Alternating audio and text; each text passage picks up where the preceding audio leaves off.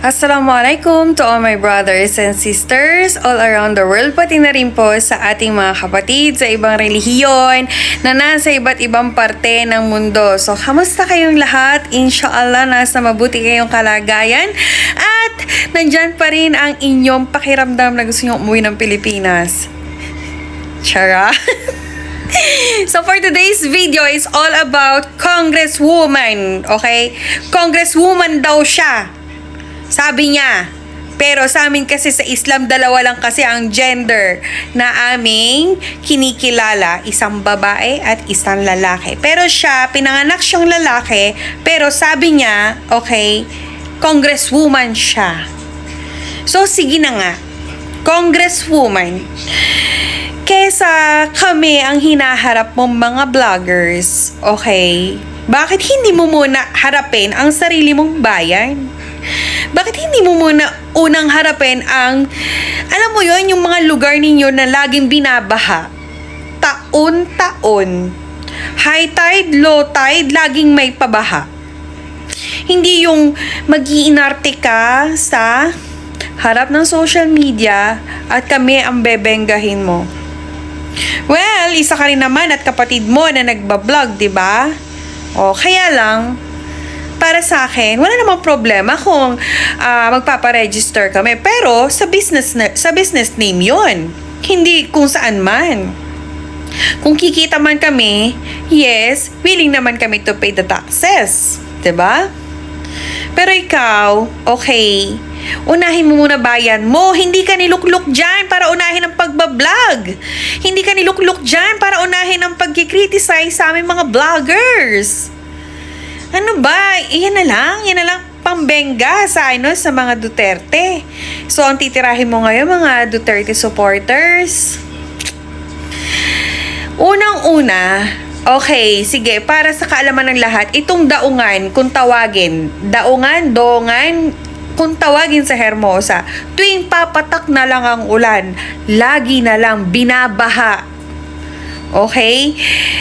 Ano pang mga lugar? Hermosa. Sa totoo lang itong Hermosa na to, Hermosa, Bataan. Hermosa, Bataan, pag tungtong mo pa lang ng ng highway. 'Di ba highway, no? Pag tungtong mo pa lang ng highway, once na magtag-ulan na, grabe, hindi na passable ang mga kotse. Yes, hanggang Tambutso agad ang baha. Total, tag-araw ngayon, tag-init ngayon, pukusan nyo munang ayusin ang infrastructure ng Bataan. Hindi yung agad-agad kuda ka ng kuda. Kaya na i-compare ka nga sa Garcia eh. Kasi ang Garcia, puro gawa, hindi kuda. Ano ba yan, Geraldine? Diyos ko.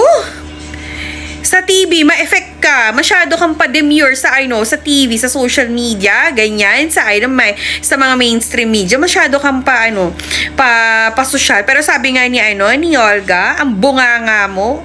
Diyos ko, kung mangharabas ka daw ng pagmumura, ganun din. So, wag kang magpanggap. Okay? Siguro mai-impress ako kasi taga-Bataan ako. Mai-impress siguro ako na sige, okay lang na yung mga ginagawa mo about sa social media kung alam mo may mali kami, pero unahin mo muna yung bayan mo. Unahin mo muna yung distrito mo. Hindi ko nakitaan talaga na, alam mo, hindi ko nakitaan ng magandang daan ang first district. Oo. Wala. Hindi ko alam kung bakit. Samantalang strikta ka, ha? Strikta ka mo. Bakit hindi mabantayan ang DPWH na ng first district? Ang laki-laki ng mga fine ninyo. Taon-taon mula nagkaisip ako, laging binabaha ang Hermosa, Bataan. Pero patuloy patuloy na may mga pagawain. So, ibig sabihin, substandard ba yung mga materyales na ginagamit? Imposible namang sabihin walang budget. Ayan, nalalantad ngayon ang lahat ng kabudgetan. So, yun na nga, guys. Okay. Ito kasing si Congresswoman Geraldine. Masyado niya kasing tinitirya ang mga DDS supporters o kaya mga vloggers. Oo. Masyado siyang madaming time para ukil-kilin or madaming time para, alam mo yon, benggahin ang mga DDS supporters na mga vloggers. Pero sa sarili niyang distrito, para sa kaalaman ng lahat, pumunta kayo ng Bataan. Pagtungtong pa lang ng July, August, mga tag-ulan. Basta nag-uulan. Ay, naku, good luck. Good luck doon pa lang sa may crossing ng Paway kasi yun eh. Sa McDo, tsaka Jollibee, lubog yun. Lubog yun, taon. Ganon. Kaya nga natataka ako, ang dami niya palang time. Ang dami-dami mong time, Congresswoman Geraldine. Pero bakit itong mga to hindi mo nababantayan? Ay, nako.